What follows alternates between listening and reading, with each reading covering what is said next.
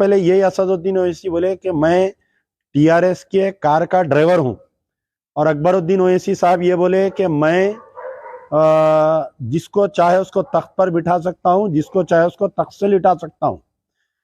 इन्हों भी लेट गए तख्त पे, भाई को भी लिटा लिए तख्त पे, दोनों सो गए फोना बंद कर देके। शहर में जो है पुलिस वाले मार मार के लेके जा रहे हैं बच्चों को, कोई पुरसाने हाल नहीं है।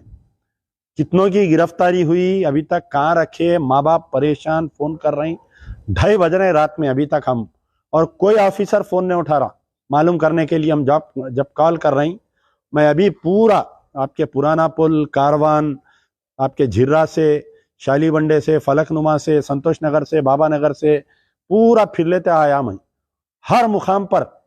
और अनडिक्लेयर्ड कर्फ्यू कर दिया आज, अचानक आपको ऐलान कर दिया कि 8 बजे आप दुकाना बंद करके चले जाओ घरों को। भाई ये तमाम सख्ती जो पुराने शहर में जो मुसलमानों के साथ किया जा रहा है, ये आप राजा सिंह के साथ करते तो ये सब नहीं होता ना, लॉ एंड ऑर्डर का सिचुएशन खराब नहीं होता।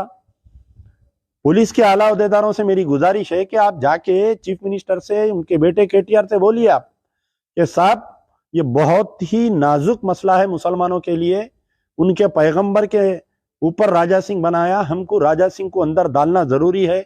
भला ये केस में हम नहीं डाल सक रहे होंगे उसको, शोकास नोट, उसको हम सीआरपीसी की नोटिस देना, फिर गिरफ्तार करना टाइम लगेगा। पुराने केसेस में वारंट है साहब, उन्हें पेशी अटेंड नहीं करा, फलाने केस में इसकी गिरफ्तारी है साहब, किसी पुराने केस में उठा के लेके जाके ये केस का इन्वेस्टिगेशन कर सकते हैं। वो वीडियो कौन बनाया, वो नारे कौन मारे, वो श्री राम चैनल का एडमिन कौन है, ये तहकीकात छोड़ के ये बच्चों के घरों पे अम्मा के बहन के गालियां दे रहे हैं पुलिस वाले।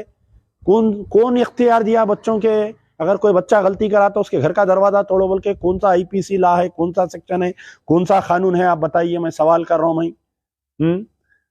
अरे माँ बहन के गालियां दे रहे हैं साहब। अरे हम क्या इस वास्ते मजलिस को ओढ़ दिए, इस वास्ते हम टीआरएस को ओढ़ दिए, हमारे घरों पे पुलिस वाले आके